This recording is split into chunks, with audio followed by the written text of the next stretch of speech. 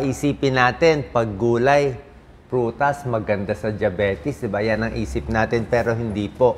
Merong mga gulay, nagpapataas ng blood sugar, pati mga prutas. So, hindi yan pare-pareho. So, ituturo natin ano yung maganda sa diabetes, ano yung iiwasan sa diabetes na gulay at prutas. At pag-usapan natin mamaya, okra at ampalaya. Diba? Superfood ba yan? Laban sa diabetes? Epektibo ba ang okra at ampalaya? Pangontra sa blood sugar? Tingnan natin. So, pag-usapan muna natin, ano ang diabetes? Diba? Yan ang diabetes level. Pag nagpa-blood test kayo, ang healthy dapat wala pang 5.6 or 99 and below milligrams per DL. Pag lumampas kayo sa 126 milligrams per DL, diabetic na yan. Okay? Or 6.5 dito. Or mga 7 millimoles per liter. Mataas na yan. Pag nasa gitna ang blood sugar nyo, 100 to 126, mild yan. Parang pre-diabetes. Papunta na sa diabetes. So, yan po yung mga levels. Pero pag mas mataas dito sa 126, lalo na ako 150, 200, diabetic na po. Sintomas ng diabetes, sa umpisa, madalas yung uhaw lang. Parang nauuhaw, dry mouth, tapos madalas magkaroon ng mga infection sa puwerta, sa katawan, laging pagod, ihi ng ihi, laging gutom, at sa umpisa namamayat pa sila.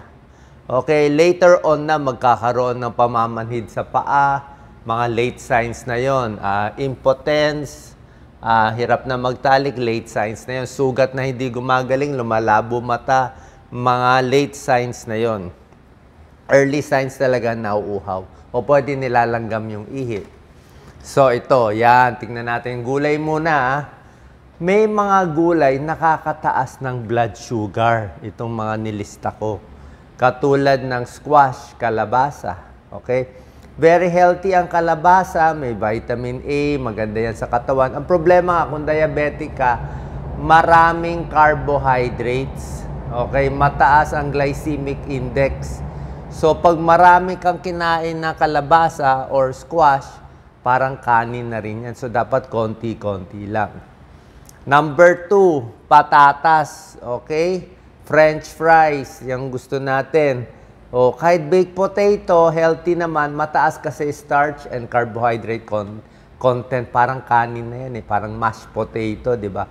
Ang glycemic index ng patatas, ang glycemic index, ito yung level na gaano siya kataas, gaano siya kabilis magpataas ng blood sugar. Pag lampas 50 ang glycemic index, mataas yun. 50 to 100, mataas. Mababa, 50 and below. Ang glycemic index ng patatas ay 86, ganun kataas. Para siyang kanin puti. So, hinay-hinay sa squash, sa patatas, lalo na kung may mataas blood sugar, no, gulay ito Corn, mais, okay? Masarap ang mais, pero parang kanin na rin siya talaga. Okay? Mataas ang carbohydrate level, nakakabusog, healthy naman ang mais. Pag kumain kayo nito, patatas, squash o mais, huwag na kayo kakain ng kanin. Yan ang pinakakanin ninyo. Green peas, di ba? Green peas, very starchy. High carbohydrate pala yan. Nakakataas din ng blood sugar. Hinay-hinay. At yung mga gulay, minsan may gulay na binibenta sa restaurant, di ba? Pero ang dami namang mantika, prito.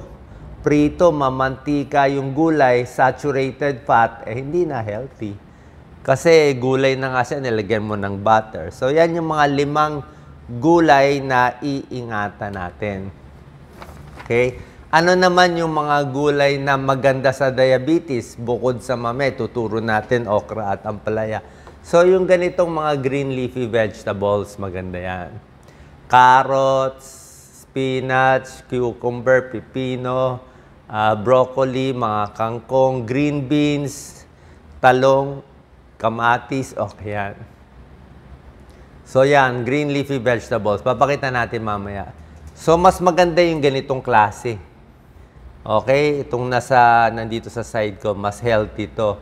Ayaw natin yung masyadong buttery, yung mga pickled vegetable, masyado kasi maalat Okay? Pagdating naman sa prutas, yan, prutas naman tayo. Pwede ba kainin lahat ng prutas ng diabetic? Actually, hindi. Mas maraming prutas ang hindi pwede kainin.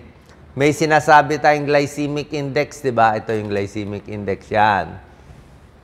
Pag ang glycemic index, sabi ko, pag 50, 56 and higher, mabilis magpataas ng blood sugar. Di ba sinabi ko yung patatas, 86.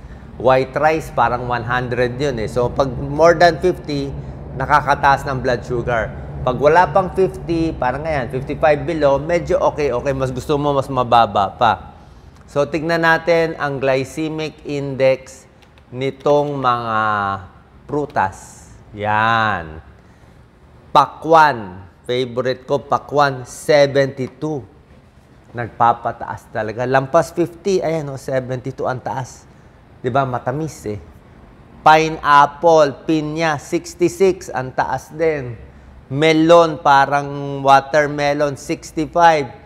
Raisins, mataas din ako. Favorite ko, papaya, 60. At tsaka po, mas hinog siya. Mas hinog, mas matamis, mas overripe, mas tataas pa. Kaya huwag kang bibili ng overripe. Parang saging. Saging okay sana eh, mga 50 ang glycemic index. Kaya lang, pag ganitong nangingitim-ngitim na yung saging, parang malapit na mabulok na, malambot na, tataas na. Pati itong mga grapes, mataas. So, mangga, mataas. Titignan natin. So, ito yung mga pwede namang kainin. Kaya lang, mabilis magpataas ng blood sugar. Hina-hinay. One slice lang nito. Saging, okay kainin pag ganito pa siya.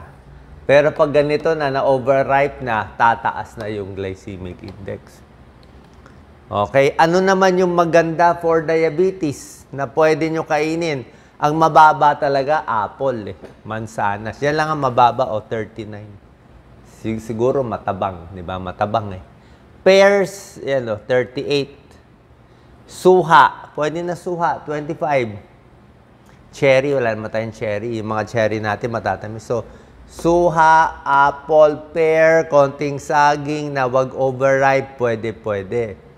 Yan, pinakita natin. Ano naman yung medyo alanganin? Actually, strawberry, okay din, no? 41, no? 41 strawberry. Orange, 40, pwede pa.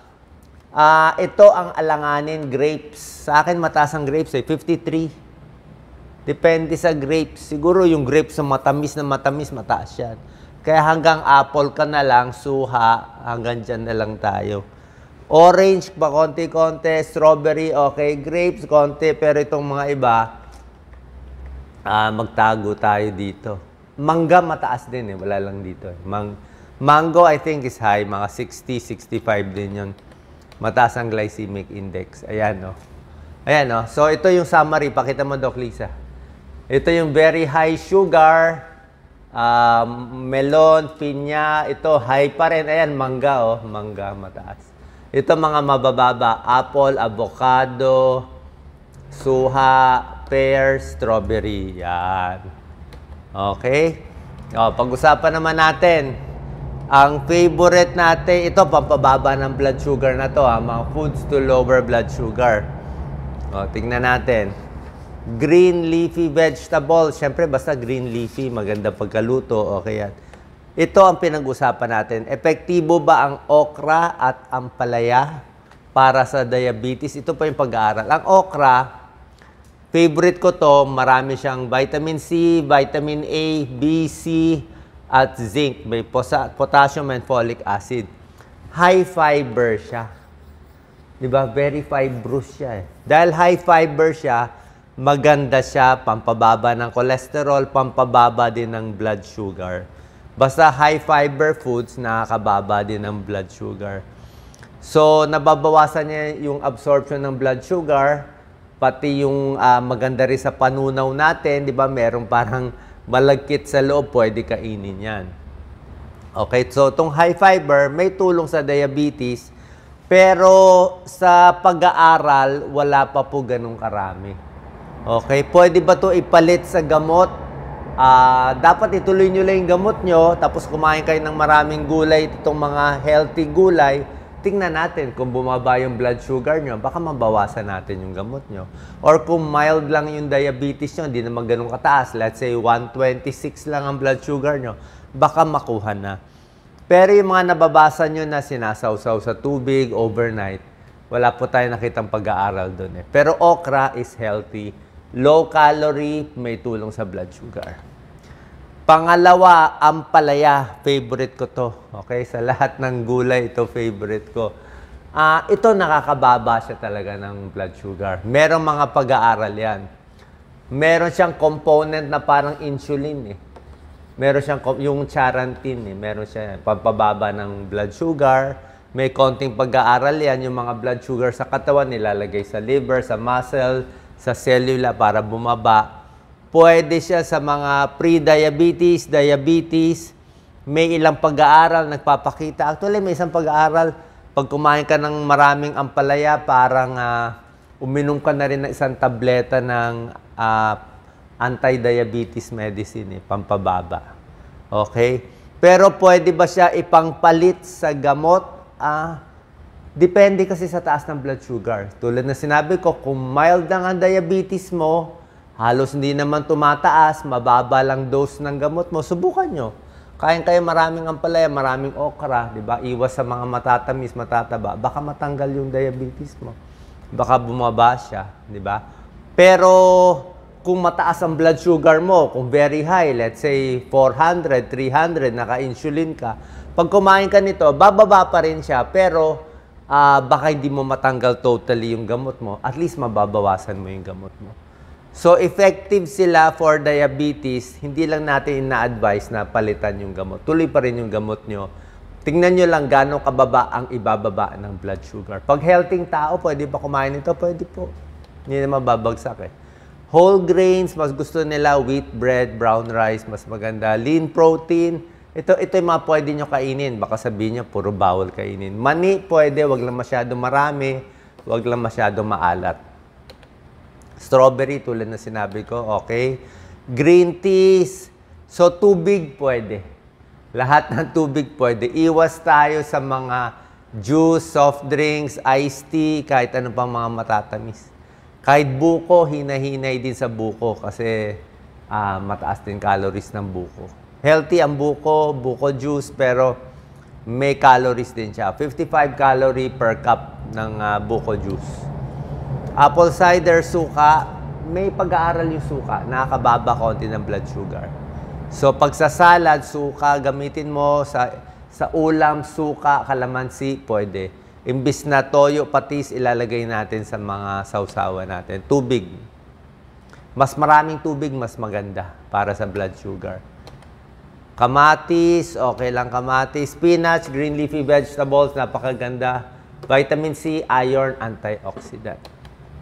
Okra, sinabi ko na sa inyo, maganda. Ampalaya, sinabi ko na maganda siya. Broccoli, cauliflower, anti-cancer properties. Tingnan nyo yung mga kakainin nyo. Carrots, syempre maganda carrots. Pwede yan. Apple, tulad na sinabi ko, low calorie siya. Oranges, pwede na. Huwag lang sobrang tamis. Suha, tulad na sinabi ko, mababa sa glycemic index. Strawberry, again, isda, maganda. Chicken breast, okay, wag lang masyadong prito. Oatmeal, papababa ng cholesterol. Okay, maganda oatmeal. Wag lang masyadong matamis. At meron din pala cold rice. Actually, may pag-aaral yan. Ang kaning lamig o bahaw. Ang bahaw mas hindi nakakataas ng blood sugar kasi nagdikit-dikit na yung bahaw. This is for another topic. Pero yung kaning bagong saing na mainit, yun medyo nakakataas. Pero minsan wala tayong choice eh. Ang point ko, yung bahaw, initin mo yung bahaw, mas okay siya. Mas nagdikit-dikit siya, mas hindi tumataas ang blood sugar. So, sana po nakatulong tong video para alam nyo po kung anong kakainin at ano ang mga babawasan kung takot tayong tumaas ang ating blood sugar.